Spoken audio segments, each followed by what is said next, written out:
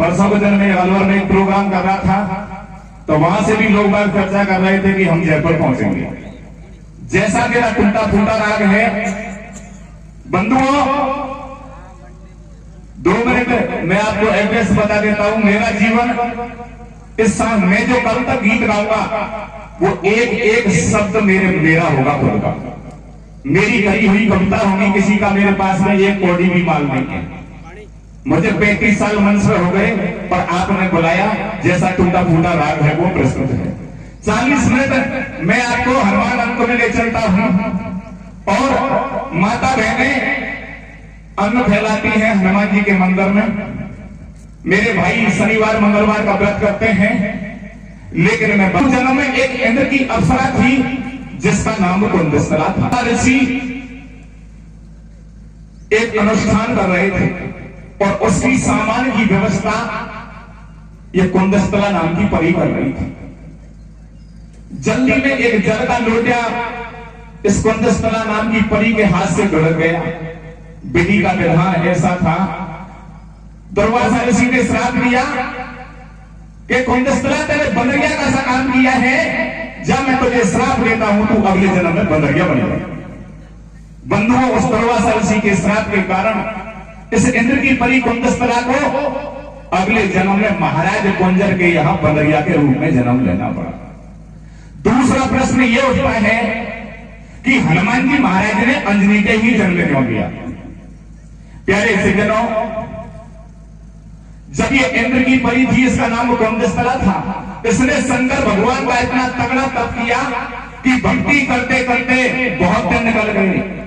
शंकर भगवान को प्रकट होना होगा और शंकर भगवान ने कहा कि बच्ची, मैं आपकी सेवा से भक्ति से प्रसन्न हूं, आप कुछ भी मांग सकती हो। इस इंद्र की परी ने कहा, प्रभु संसार माया का जाल है, मुझे कुछ नहीं चाहिए, मुझे तो पुत्र चाहिए, तो आप जैसा चाहिए। शंकर भगवान ने कहा कि ऐसा ही होगा।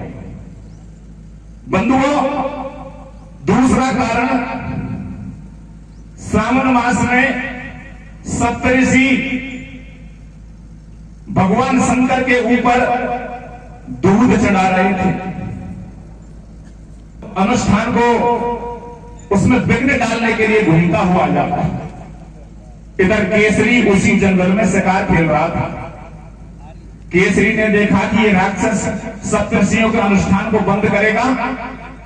बंधुओं, केसरी ने उस राक्षस को भजाया और केसरी को सप्तऋषियों ने पास बुला लिया और कहने लगे कि आपका नाम क्या है? केसरी ने एड्रेस दिया कि मैं केसरी हूं, अंजनपुर का राजकुमार हूं, कि आप मांगिए, आपने इस अनुष्ठान को पूरा करवाने में हमारी मदद करिए। केसरी ने कही कि मुझे तो कुछ नहीं चाहिए, कि नहीं, कुछ न कुछ तो मांगना पड़ेगा, विधि का विधान था। केसरी ने कही कि हे सप्तऋषि, अगर तुम आप देना ही चाहते हो तो जिसकी आप सेवा कर रहे हो ऐसा ही पुत्र हमको मिलना चाहिए। बंधुओं, सप्तऋषि ने कहा कि ऐसा ही होगा। प्यारे सज्जनों, अंजनी कोई भी संतान नहीं थी। इधर त्रेता युग की बात है, राजा दशरथ के 3 रानियां हैं, लेकिन उनके भी कोई संतान नहीं है। राजा दशरथ तीनों रानियों को साथ लेकर के मतंग ऋषि के आश्रम पर जाता है। और बंधु, इधर जिस तरीके से हर आदमी का अलग अलग देवता होता है, इष्ट देवता अलग होता है। कोई भैरव जी पूजता है, कोई हनुमान जी पूजता है, कोई देव जी पूजता है, कोई गणेश जी पूजता है। इस तरीके से सारी बांदर जाति पिता पवन देव की पूजा करती थी।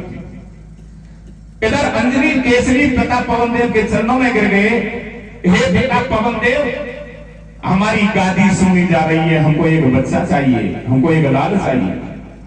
प्यारे सज्जनों, इधर राजा दशरथ तीनों रानियों को साथ लेकर के मतंग ऋषि के आश्रम पर पहुंच गया और मतंग ऋषि से क्या बातचीत होती है बंधुओं, गायकी के माध्यम से सुनिए। अरे दशरथ राजा पुत्र है गयो मतंग ऋषि के पास, और घबरावे मत भूपति तेरी पूर्ण होएगी आस। अरे पूर्ण होएगी आस केसरी और अंजनी जोड़ा से, हरि पवन देव से तने करे गोदी भर दे छोरा से। राजा दशरथ मतंग ऋषि के चरणों में आड़ा पसर गया। फूट फूट करके रोने लगा, कहने लगा हे मुनिवर मेरे रानी 3 है लेकिन मेरे संतान नहीं है। मतंग ऋषि ने आशीर्वाद दिया, राजन घबराने की जरूरत नहीं है, आपके संतान अवश्य हो जाएगी। प्यारे बंधुओं, राजा दशरथ झोली कर लेता है और जैसे ही वो झोली में मतंग ऋषि ऊपर से 5 फल गिराने लगा, उसमें एक सेव का फल था। लेकिन बंधुओं, वो सेव का फल मतंग ऋषि के हाथ से राजा दशरथ की झोली में छूटने लगा। इधर पवन देव ने ऐसी पवन चलाई कि बंधुओं उस सेव के फल को उठा करके ले जाते हैं। और बंधुओं क्या करते हैं, देखिए क्या कर रहे हैं भैया। और ये मतंग ऋषि ने दशरथ को फल 5 तुरंत समझाए। अरे शिव के फल पवन देव झोली से उठा कर लाए। अरे शिव के फल पवन देव ने अंजनी पूजा दियो और कछूटना के बाद महल में जन्म मारुति ने लियो। बंधु को 4 फलों से अवधपुरी में 3 रानियों के राम लखन भरत शत्रुघ्न 4 भाइयों का जन्म हुआ। और इधर जो शिव का फल था उससे अंजनपुर में मां अंजनी के यहाँ हनुमान जी महाराज का जन्म हुआ। लेकिन बंधुओं, जिस तरीके से एक आदमी के कई नाम होते हैं, हनुमान जी महाराज का नाम पहला और लाडला नाम मारुति बताया गया। पंडित जी को बुला करके नामकरण करवाया। और बंधुओं, जिस तरीके से आज हमारे घर में जब पुत्र होता है, कुआं पूजन होता है, हनुमान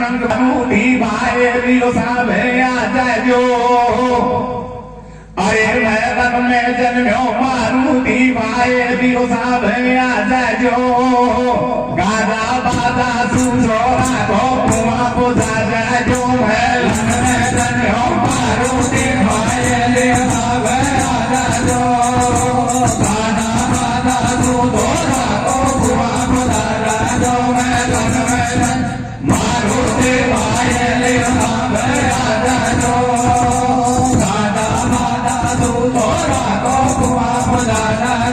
श्री गणपति को सुमर के सुन रुद्र दामात। पवन पुत्र हनुमान सभा में भी जो मेरे साथ। प्रभु ने जन्म महल में दियो। पंडित ने पतला देख नाम बक मारुति धर दियो। अंजनपुर में बटे मिठाई अंजनी भूली नहीं समाई। सुने रावण ने सारे हाल। प्यारे सज्जनों, देवताओं के और राक्षसों के, बानरों के राक्षसों के शुरू से दुश्मनी थी। रावण को मालूम पड़ा कि अंजनी के यहाँ मारुति का जन्म हो चुका है और मिठाइयां बढ़ रही हैं। रावण एक क्रोध नाम के राक्षस को भेजता है। मारुति पलना में सोया हुआ है। बंधुओं, देखिए क्या होता है। क्या हो रहा भैया। सोने रावण ने सारे हाल। क्रोध में हो गयो लाल गुलाल। असुरिये को फेंक दियो तत्काल चले वो अंजनपुर में चाल। मारुति को पलटा ले रे उड़ो है दानव अंबर में। और बेटा दियो करियो सहाय गगन में। भोले शंकर में मैदान में जन्म्यो मारुति भाई रे साबर राजा जो। ओ राधा माता तो द्वारा को कुआं बुझाना जो। मैदान में मारुति भाई रे साबर राजा जो। ओ राधा माता तो द्वारा को कुआं बुझाना जो। मुक्रोत नाम का राक्षस मारी पापर भेजी पाती। देवर के लारे तारा अंजनपुर आई हर्षाती। बाली ने पत्रिका पढ़ी और छोटे भाई सुग्रीव अपनी घरवाली तारा से कहा, तारा अंजनपुर में मारुति का अन्नग्रास का कार्यक्रम किया जा रहा है। आप जाओ, एक घड़े में महू का सेध ले जाओ और तारा तेरे हाथ से मारुति को सबसे पहले तू महू का सेध खिलाना। देखिए बंधु क्या होता है। अरे घड़ा मधु को लियो गेल में देवर भाभी जावे हैं। और बुढ़िया बनकर राक्षसी केला में भेजी पावे। प्यारे सज्जनों, फिर से रावण चाल चलता है। एक कर्दना नाम की राक्षसी को भेजता है। वो राक्षसी बुढ़िया का रूप बना करके रास्ते में बैठी है और कहने लगी, सुग्रीव मुझे प्यास लग रही है। और बंधु क्या कहती है, देखिए क्या करिए भैया। गेलौआ सुन बात जरा सी, मैं तो मरी नीर बिन प्यासी। सुग्रीव मुझे पहले पानी पिलाओ, इसके बाद में अंजनपुर जाना। सुग्रीव ने विचार किया कि प्यासे को पानी पिलाए, इससे बड़ा धर्म दुनिया में दूसरा कोई भी नहीं है। बंधु तारा को वहीं छोड़ा, सुग्रीव को पता नहीं था वो तो सचमुच एक बढ़िया समझ रहा था, उसको पता नहीं था कि ये राक्षसी है, ढोंग कर रही है, रावण की भेजी हुई दूतनी है। देखिए बंधु क्या होता है, क्या हो रहा है भैया? अरे भाभी के लामे छोड़ी देवर पानी ले ले आयो, पर राक्षसी ने असुर एक लंका से भरत बुलायो, मायावी दानव तारा तू एक कंदरा में बैठ आयो, पर राक्षसी ने तुरंत तारा जैसो भेष बनायो, मधु में हाथन झेर लायो, सुग्रीव नीर लेर लग जायो, और तारा है या राक्षसी सुग्रीव समझ नहीं पायो। जब तक सुग्रीव पानी लेने के लिए लेकर के वापस आया, तब तक बंधुओं को कंदरा नाम की डुप्लीकेट तारा बन गई और ओरिजिनल तारा को एक राक्षस पर्वत की कंदरा में बांध देता है। और बंधुओं जो मधु रखा था घड़े के अंदर, उसमें जहर मिला दिया मारुति को देने के लिए। अंजनपुर में पहुंच जाते हैं। देखिए बंधुओं क्या हो रहा है, क्या हो रहा है भैया? अंजनपुर में पहुंच जाते हैं और बंधुओं इस तरीके से, जिस तरीके से दंगल की पूरी तैयारियां हैं, बंधुओं इस तरीके से मारुति का अन्नग्रास का कार्यक्रम किया जा रहा है। देखिए बंधुओं आगे क्या होता है, तारा थोड़ो से दिन कह हो और लात दई है मारुति ने घड़ा तुरंत छोड़ा हो। रुद्रावतार मारुति पलना में सोते सोते मुस्कुरा रहे हैं कि रावण चाल पर चाल चल रहा है।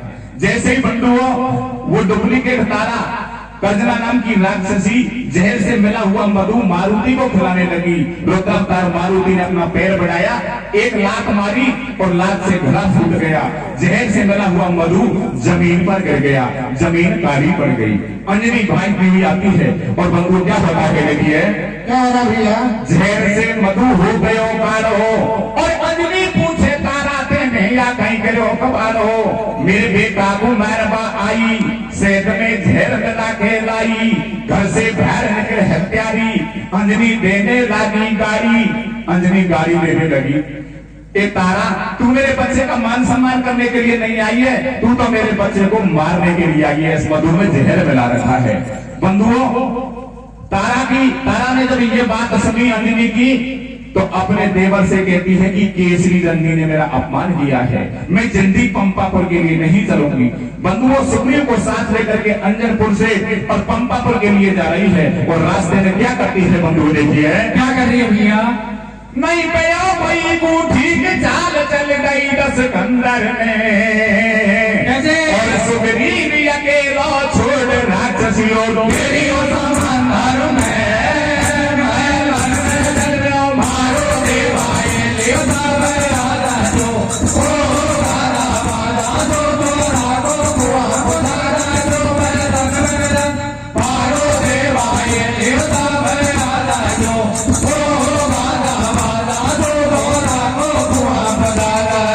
वो डुप्लीकेट